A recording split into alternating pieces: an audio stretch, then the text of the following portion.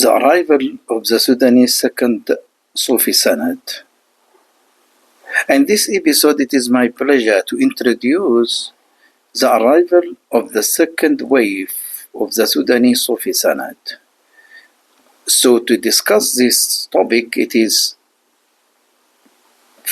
my pleasure, first of all, introducing the concept of Neo-Sufism movement.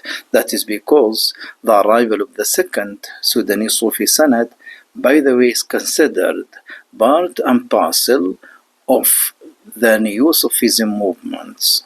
So here we have to present what is behind the concept of Neo-Sufism movement. The term Neo-Sufism consists of two words, Neo, that is N-E-O, and Sufism.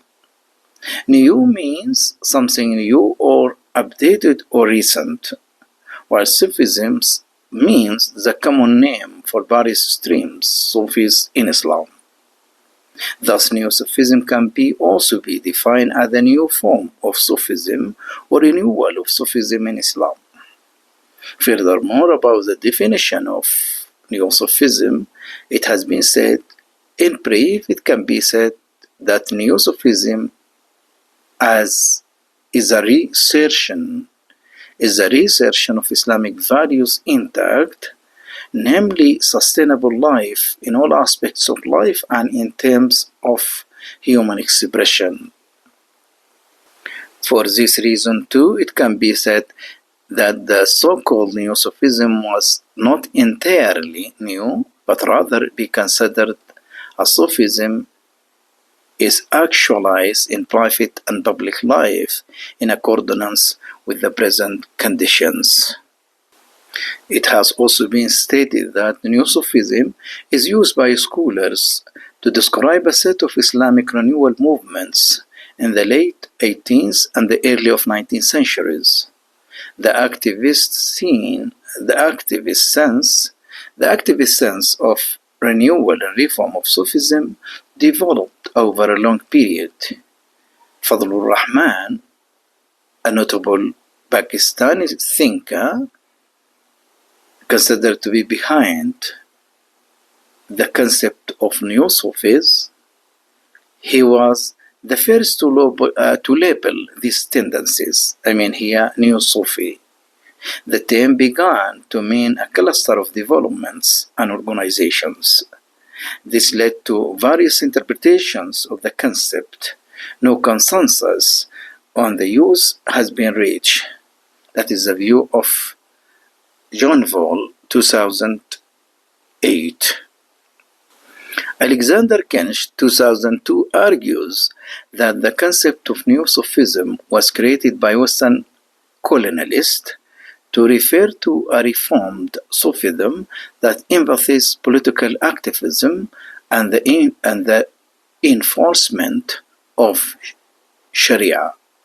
This reformed brand of Islamic mysticism had been relieved of the ecstatic elements of Sufism and was more oriented toward a set of moral and practical practices. Neo-Sufism can be characterized as having a more positive attitude toward direct involvement in world affairs, in contrast to the more traditional Sufism. That is the view of Alexander Kench.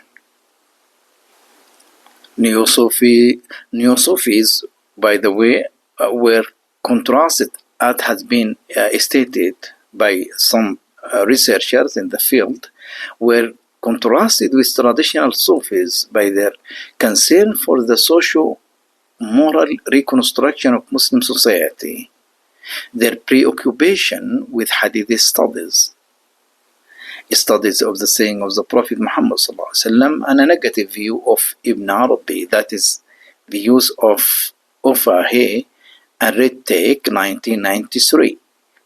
What means to be the Neo-Sufi consensus is that at the end of the 18th and beginning of the 19th century, a new reformist Sufi order arose that differ considerably from the pre-existing Sufi brotherhoods.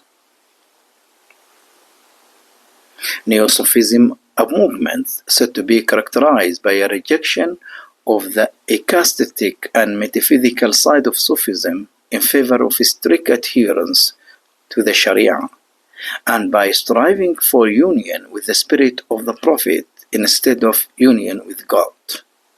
Pioneers of the movements in the Islamic world are the mystics Sheikh Ahmad Tijani, Sheikh Ahmad ibn Idris, and Sheikh Muhammad ibn Abdul Karim al-Samman. It is important to note that as narrowly legalistic movements like Wahhabism were trying to revive the glory days of the Islamic states, so too were the Neo-Sufi orders through purifications of the Sufi tradition. So in this concern, I would like just to state or to restate again that the intention behind Neo-Sufi movement is that the Neo-Sufi pioneers intend to make a thorough purification of the Sufi tradition and connecting it to the science of the authentic Islamic teachings, following the path of the Prophet ﷺ. Julia Day Howell, an authority on Sufism, accurately draws on the correlation between Neo-Sufi movements and earlier revivalist groups in their efforts to link the Sufi tradition with the Sharia. Howell explained that, like its revivalist counterparts, the Neo-Sufi movement emphasizes a reinstitution of Islamic law based on early scriptural sources, increased social activism to promote Sufism to the greater masses, and renewed interest in reasserting the traditions of the Prophet. The most important characteristics of these Sufi Turuq, Sufi and Neo-Sufi movement, is that its pioneers were scholars and having Sufi scholar orthodox compromise. As they are influenced by Hijaz, most of these Sufi orders are originated from Hijaz, and its pioneers are scholars in Sharia sciences such as tafsir, exegesis, fiqh, jurisprudence, and hadith, prophetic traditions. This is beside their knowledge of Sufi sciences. This indicates that the adherents and the pioneers of the new Sufi movements, by the way, are combining the two sciences, that is the outer science represented in Sharia and the inward science, that is the science of Haqiqa or reality. What is distinctive about the 18th century Neo-Sufi brotherhoods is their outward-looking reformist orientation contrasted with the older quietist mystical tradition. Following the way of introducing the Neo-Sufism movement, here just I would like to state parts of the general characteristics that stand as distinctive features to what is called or named Neo-Sufism movement. The general characteristics of these Sufi Turuq are the following: emphasis on moral and social teachings, union with the spirit of the Prophet with the general emphasis on the Muhammadan way or the Muhammadan path, Tariq Muhammad, legitimation of the position of the order's founder through his having received prayers, litanies, and his authority generally directed from the Prophet. And this is, by the way, a point already that we have previously stated in our presentation to Muhammad al-Samman teachings, when we stated, or when we mentioned that Muhammad al-Samman stated that his education, or the favor of his education, is return to the Prophet ﷺ directly. In this concern also, I would like to restate similar, identical assertion that already have been stated also by Shaykh Ahmad al-Tijani and Shaykh Ahmad ibn Idris. So together, the three has reception. They have received. They have received prayers. They have received litanies, and they have the privilege of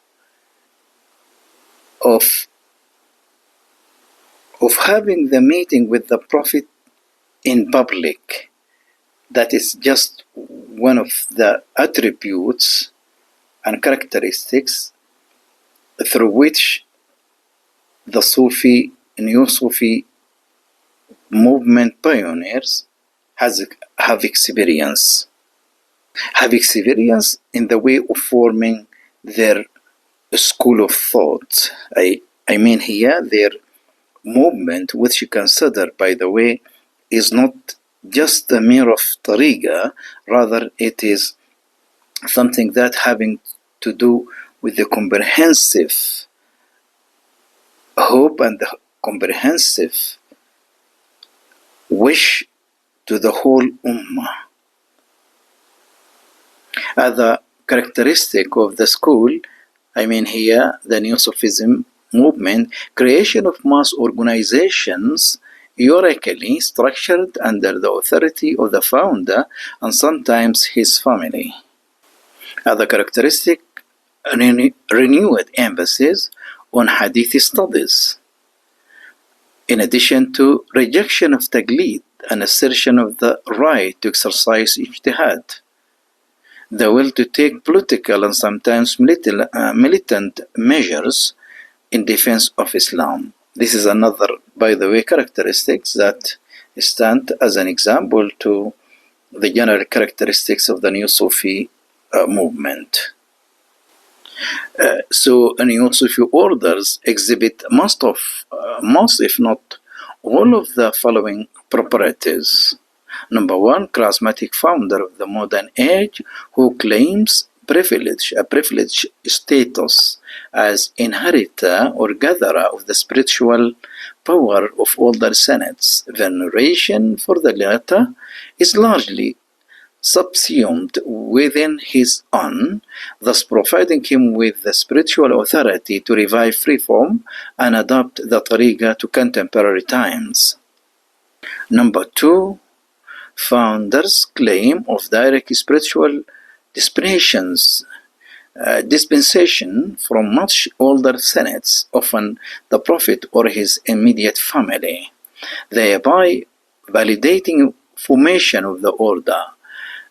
Downplaying the medieval silsila is the mystical equivalent to the reformist written to the early Islamic community. Number three is spiritual and social unity. Complete submission to the central rather than the local share. Veneration reserved almost exclusively for the founding Senate and the Prophet.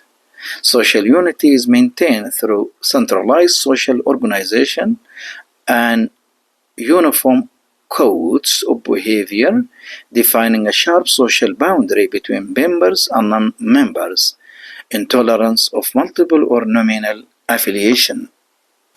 Number four, pan-Islamic revivalist discourse used in active proselytizing, aimed particularly at the educated classes and implicitly competing with other reform movements. Number five, clear affirmation of the centrality of Islamic law, Sharia, for the Sufi life, though sometimes rejecting traditional schools of law, madahib, and sometimes affirming ijtihad.